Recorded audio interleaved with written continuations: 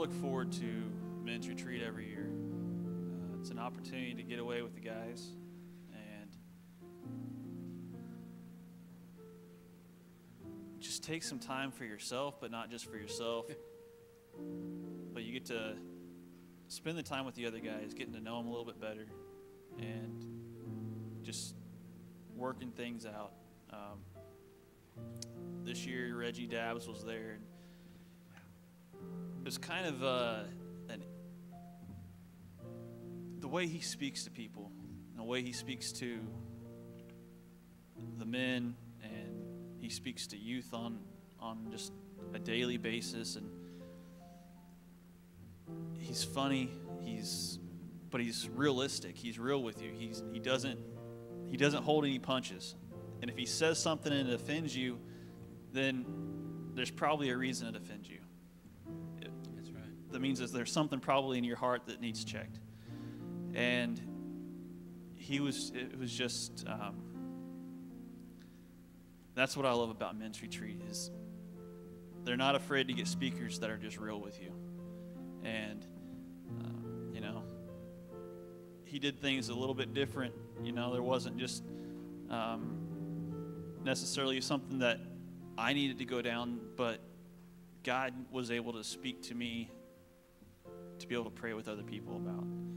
And so I'm thankful for that. This year, Darren Poe, it was his last year as the men's director, and Brother Greg Perkins has taken over. So it was kind of just a mesh. It was kind of an end and a beginning all at the same time. And so I really enjoyed being able to have them both there at the same time and kind of close out one chapter and open a new chapter. And so next year, it's changing from men's retreat to men's summit. And when you hear retreat, to me, I think I'm running away. But when you hear summit, you're coming together. It's just a huge meeting place.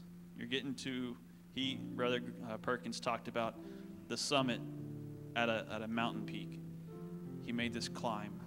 And it's an opportunity for us to climb closer to God when we come together on this weekend. So I just had a really great time, and I want to encourage you guys, if you weren't able to go this year, make plans now to go next year.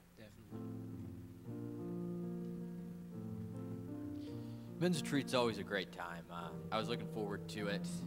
The way my work schedule fell out this year, I wasn't able to go down with the group. I had to leave a little bit later.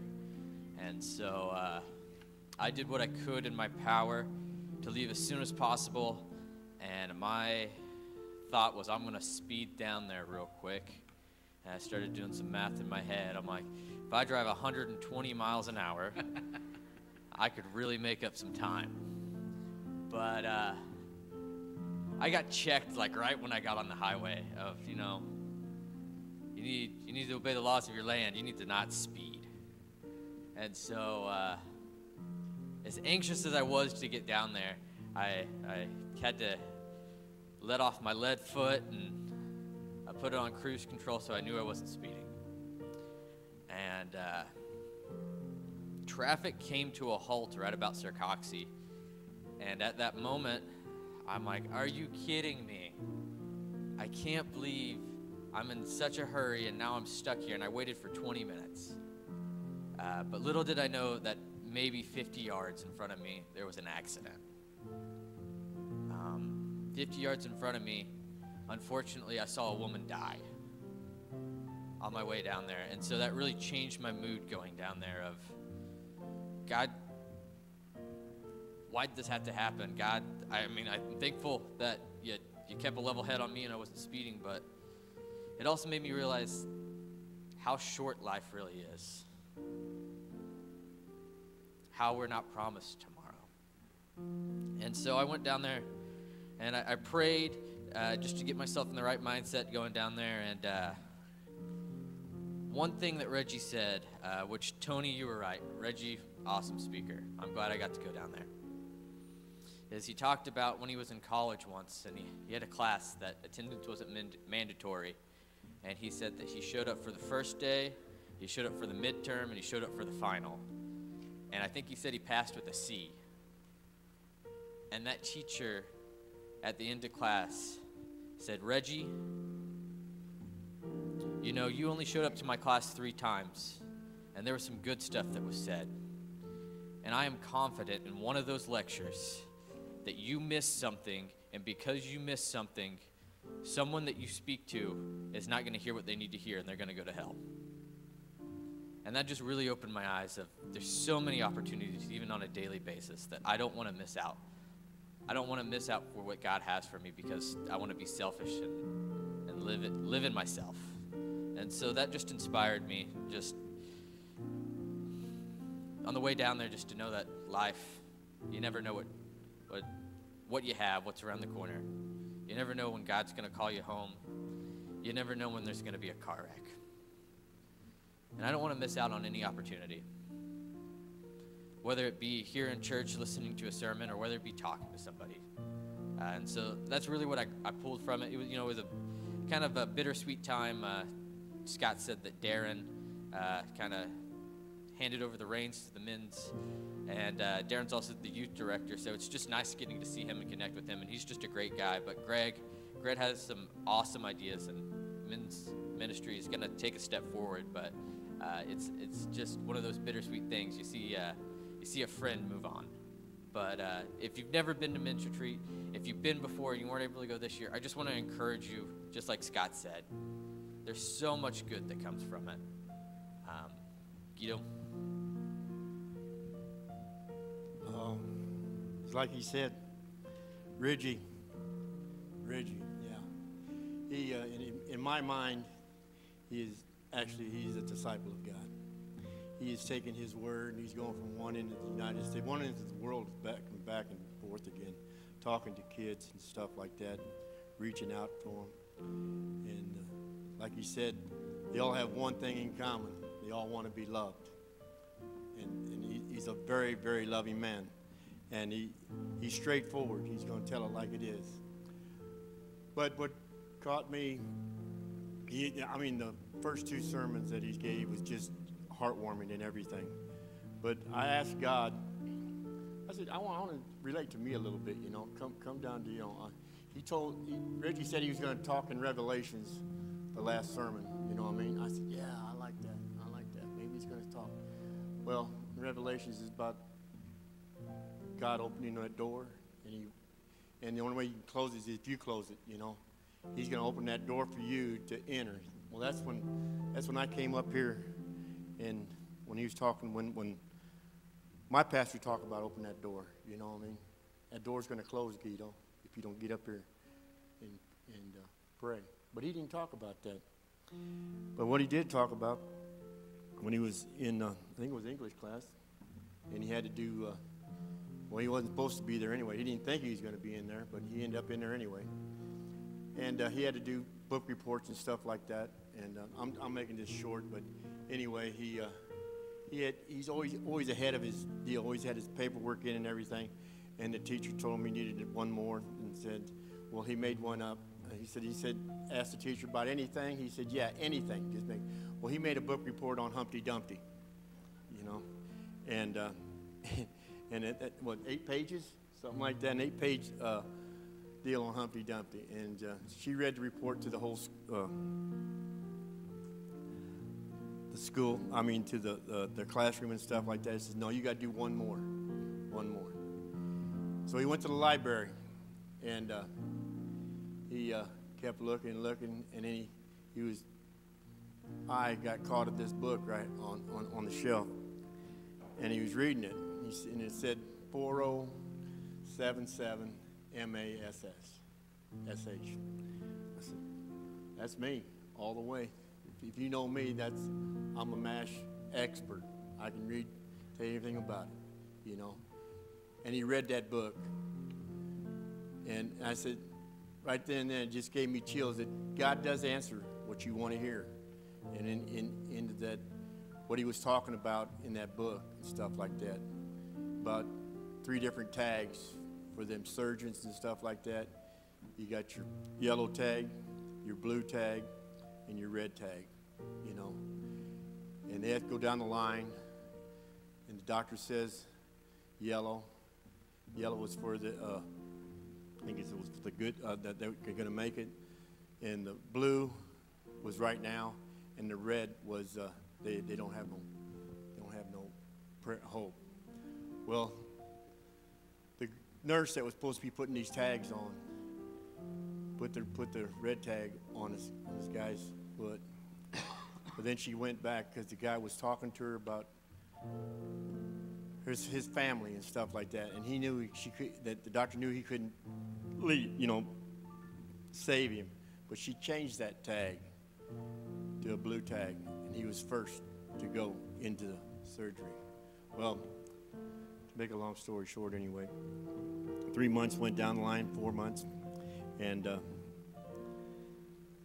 all of a sudden, they got this big old general coming up to this MASH, and all these people up there, and the general wants to know who changed the tag on this certain person, you know what I mean, and stuff like that. I want to know who did this, you know what I mean. Well, finally she spoke up, and he could not get enough energy just crawling to her. He said, "You know who you saved? You saved my son's life." You know what I mean? I'm just getting chills just thinking about it, but it's just, you talk about, I want God to give me something that that I can relate to. He did, and it's about changing the tag on people. Going out. People that aren't here, that should be here. There's reasons why people's feelings get hurt or something like that. We'll change the tag. And that's what I think my job is. So that's what I got out of this.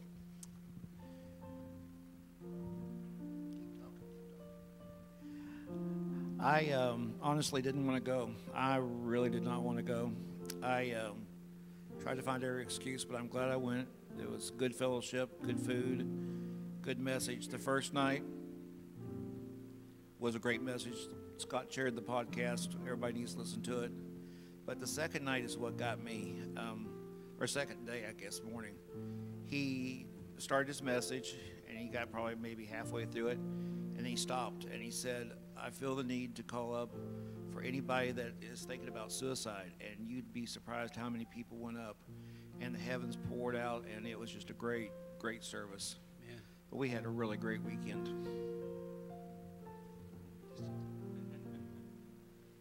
I can basically say that I was in the same position as Doug. I really didn't want to go, and as a matter of fact, it was a last-minute decision that I actually left the house because I told Shauna, I said, I don't want to go. He said, I have no desire to go, but went, and it was good. It was a great experience being around the guys, just guys being guys. When the ladies go, it's ladies being ladies, and just being around the guys, it was just a very good time to just be yourself, let the masks come off, be yourself, and let God work, and it was just a really good time.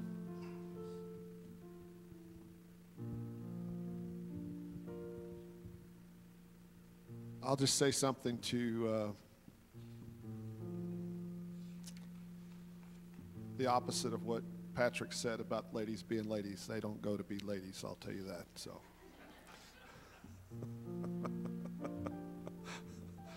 they go to have a good time. They talk about things that you probably wouldn't believe that they talk about, and I was looking forward to Reggie Dabbs. And he is a very great communicator. He speaks on your level, but he tells a story. And then he pulls so much out of a story, whether it's a story from the Bible or whether it's a story that correlates with his life or someone else's life. On the way down, probably, which was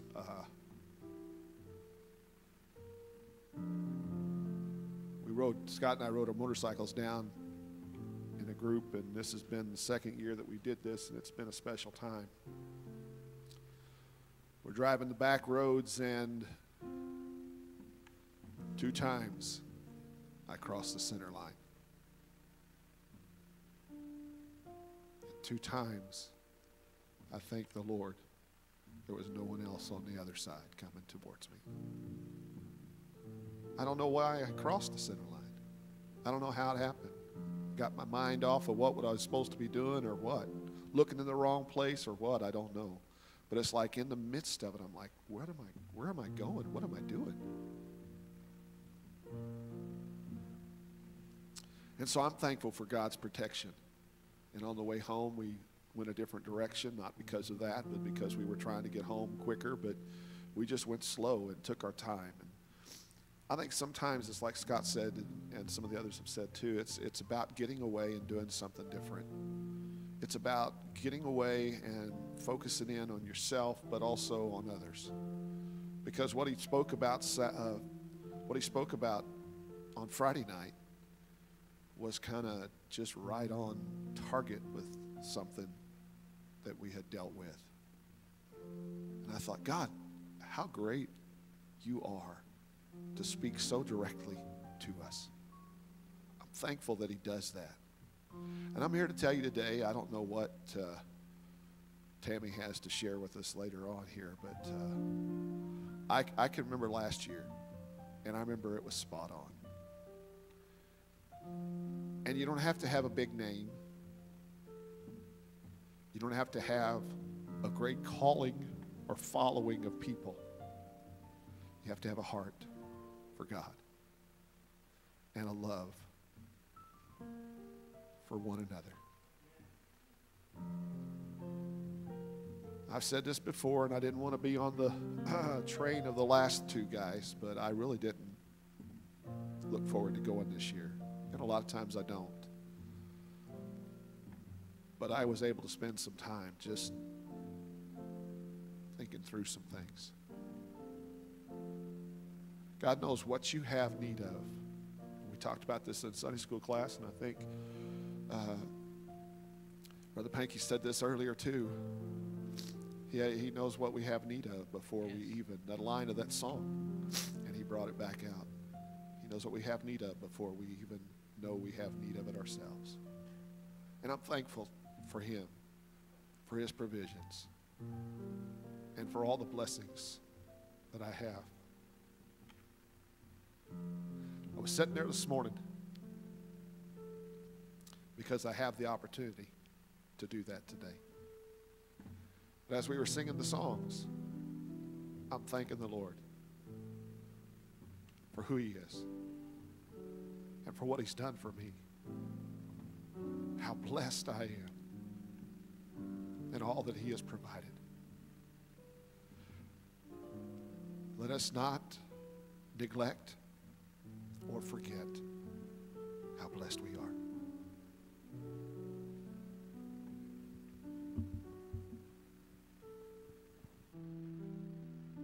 While Tammy's coming up, let's just sing that line I'm dropping back to.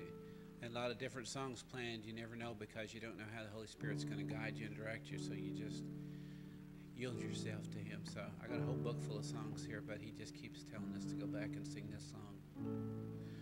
Great is thy faithfulness.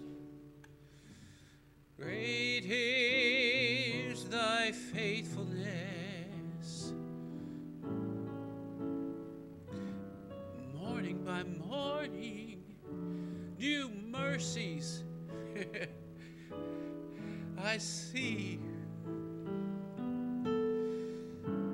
All I have needed, your great hand has provided. Great is thy faithfulness. Sing that line with me. Great is thy faithfulness. Just one more time. Great is thy faithfulness, Lord, unto me. How many know that's right? Just say amen.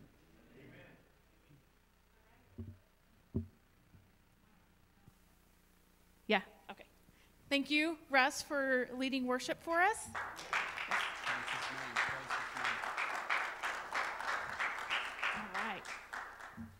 All right. Okay, so my message today is about protecting our children.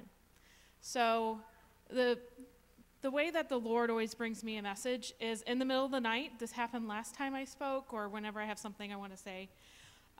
This actually came to me back in June, and I wrote it down and wrote out a full message. And when it hit me at like 3 in the morning, and this was actually when I was in Florida traveling for work, and I had this just kind of pressed on me that I wanted to talk about protecting our children. Because I know most of you here have children or grandchildren, and for me, my children are the greatest gift I've ever received from God. So I feel like in society today, our children are under fire, and so many of them are not protected and not provided that path or that guidance on where they need to go.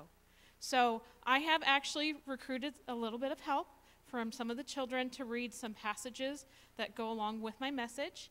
So Bailey, would you come up and read your message, please? Don't copy the behavior and customs of this world, but let God transform you into a new person by changing the way you think. Then you will learn to know God's will for you, which is good and pleasing and perfect. So that was Romans 12:2. So I think that's extremely important, especially now, of don't copy the behavior and customs of this world. Because, so I'm going to give some personal stories of what I've seen. I have a family member, and she entered middle school last year, and she was exposed the first time to a transgender child. Before that point, she had no knowledge of it. After meeting that child and her family being okay with it, she has now decided, she is just now turning 13 actually next week, that she is a lesbian / asexual, which doesn't make any sense. But she is totally confused on who she is and her identity. And that is because it wasn't until she saw that child, and then her mom okayed it and even let that child who is a boy, regardless of what he says, spend the night and everything, that she decided she needed to follow that path. So that's an instance where they're seeing it everywhere. I mean, you see it on TV, you see it in commercials, like society is embracing that kids have no idea their identity if they don't have a path in Christ. And so first it was she was a lesbian and she had a girlfriend, and then it was asexual, binary, or weird things. There's multiple letters now that are just confusing. But it's because these kids aren't being taught from the time they're a child what a man is a man, a woman is a woman. And now she's even decided that she wants to be Wiccan. So at 12, 13 years old, she is so lost already because she did not have that path. I mean, nothing's safe anymore. Even on Disney. So if your kids like to watch Disney, we used to think Disney was safe. Disney's not safe anymore. Movies, like when I took the kids, we went to see a kid movie, like Hotel Transylvania or something. The movie preview was for Dear Simon, which was another movie about two boys together. And that was even in a little kid movie. So nowhere is safe or sacred anymore that we're seeing those things come out. So I think that's just really important to think about what you expose your kids to. And you have to watch. Like, we were watching Supergirl. You think that would be okay? Kids like superheroes. Well, no, that's not safe. We stopped the second that started on that show. That show came off the TV. So you have to watch what your kids are watching, especially things that you think are kid appropriate. I tried watching the newest season of American Idol, and the very first thing they were pointing that out was about that. So that show went off also. So it's something, I think everyone's becoming desensitized to it, and everyone thinks it's okay, and we have to be accepting of everything.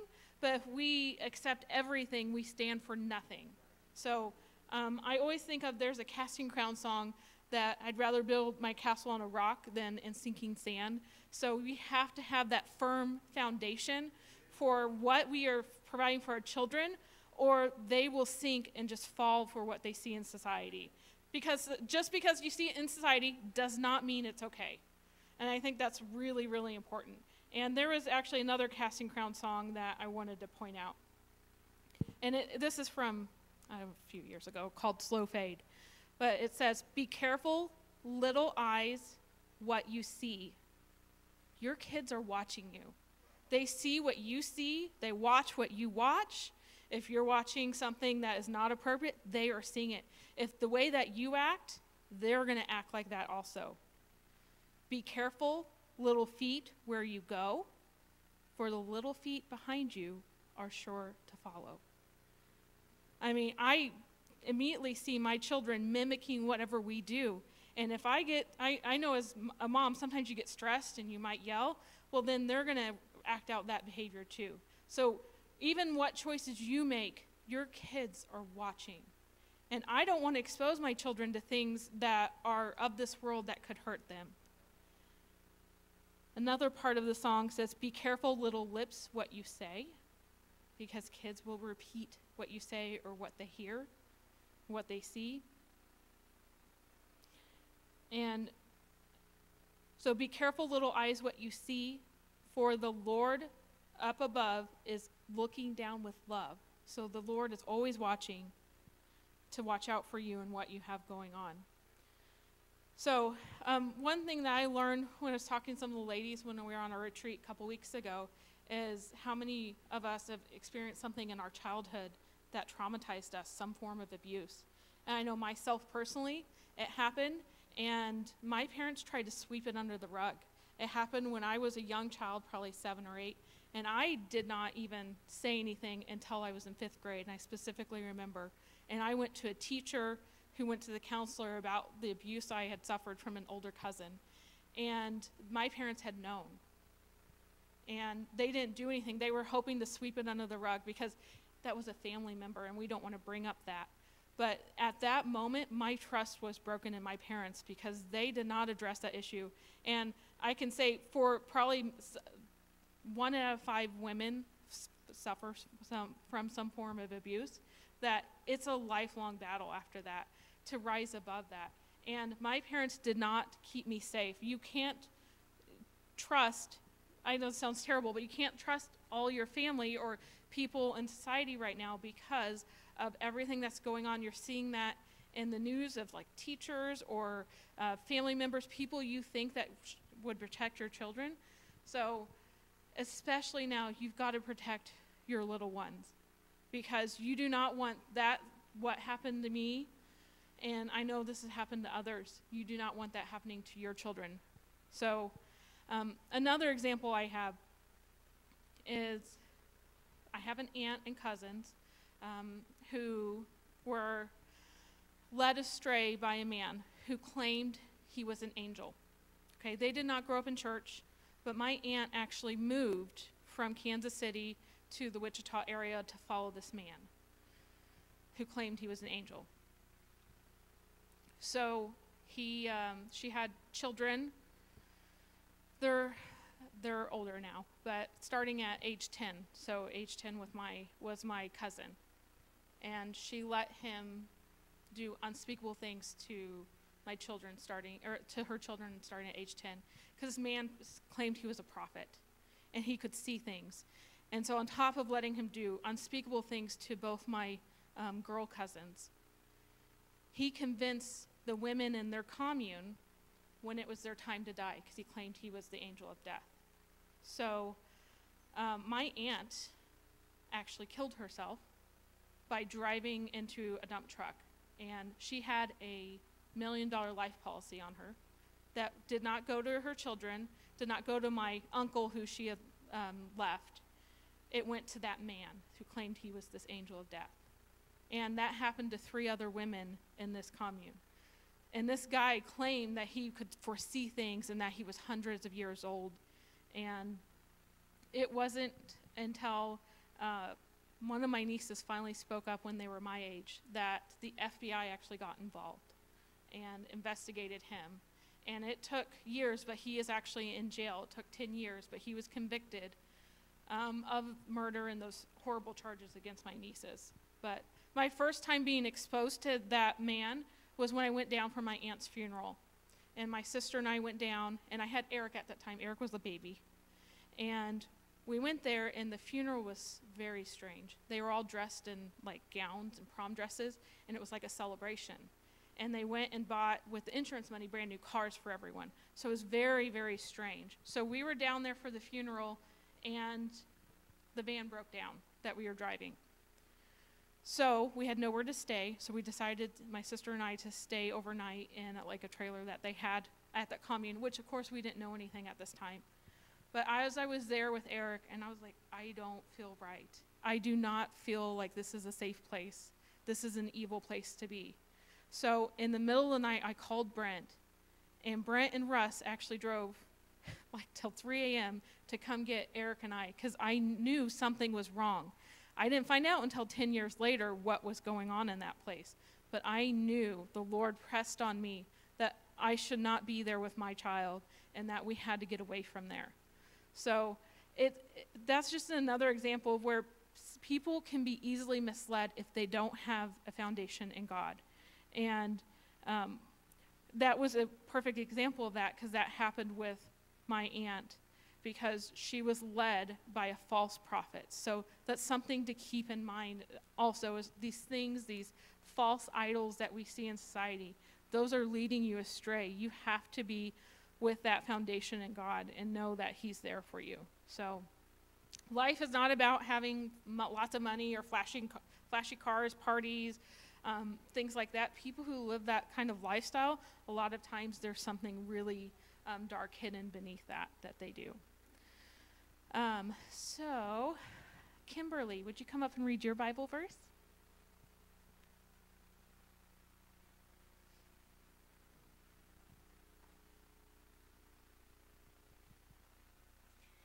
Direct your child onto the right path, and when they are older, they will not leave it. Very good. Thank you. I think that's really important, because we're providing that path for our children to follow. If you allow other people or society to direct the path of your children, they will be lost. They will not be on the right path that they're following. And Eric, if you want to come up and do yours. And I think it's just really important, because how we guide our children is the path that they're going to follow when they go forward.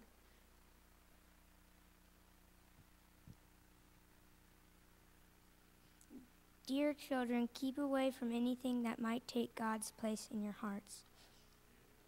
Very good. Thank you. Well, and even celebrities. So I'm sure in society today, everyone looks at the celebrities and what they have going on and what they're doing. This one story stuck out to me. Alicia Silverstone, she was in Clueless. Maybe of you guys watched that movie. That was back when I was a kid. But though that movie, she let her son watch that movie, and her son saw her kissing on the movie, so then he proceeded to try to give her a kiss like that. And she didn't think anything of it. She's like, oh, that's very funny. Well, the kids are emulating what they see, and allowing something like that they think that that's okay, is what the kids will repeat what they see and what you have going on. So I think that's something really important, is how you protect your children and what you allow them to do. My oldest sister, she has 2 kids who are in high school. She allows boys to spend the night, and she buys them alcohol. I just can't imagine allowing that with her children. And now her 2 oldest ones they both dropped out of college, and both are struggling to hold a job.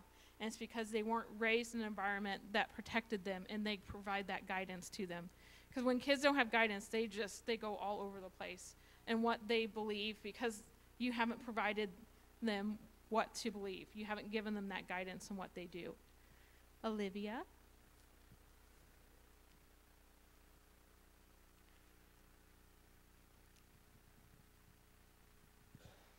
Do not love this world nor the things it offers you, for when you love the world, you do not have the love of the Father in you.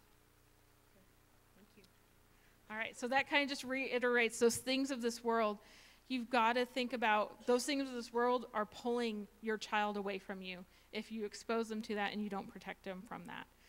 So that was my sermon. I tried to keep it short because I knew we'd have lunch. But I want all the children, every child, to come up here. And I would like the parents and those of you in the audience to surround the children so we can pray over them. Because I believe we are fighting a battle for our kids. And we should be praying over them to help guide them in their path. All right, so all the kiddos, come on up. And even if you're a big kiddo, my teenagers over there, youth.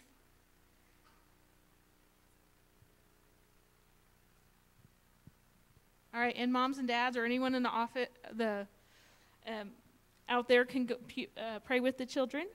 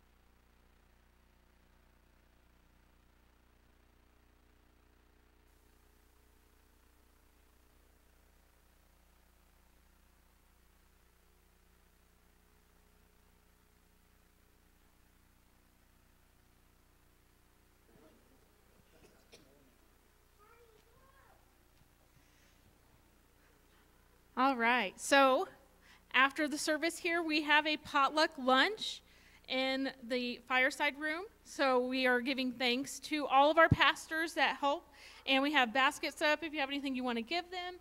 But I figured I'll go ahead, we'll pray over the food here, so that way you can go in there, and we'll let the pastors get in line first to say thanks to them. So we really wanted to thank all of you who dedicate many hours, many days, nights, weekends, and time away from even your family to help serve our church and the blessings that you provide to us. So we have Pastor Tim and Beth, Victory and Scott, Bill and Renee, and then Tori and Lucas are our four pastor families that we're honoring. So we really just wanted to give thanks to you for all that you do. I know it's just one day we were able to take over everything for you, but I encourage you throughout this month, if you would like to do anything special for the pastors, please do, because this goes all month long. And even if you want to volunteer after this month, you know, this isn't the one day that we would give thanks to our pastors here. So, all right, God, we give thanks to you for the pastors that serve us, and their hearts that are with us, and the way that they show your love and lead us in what they do.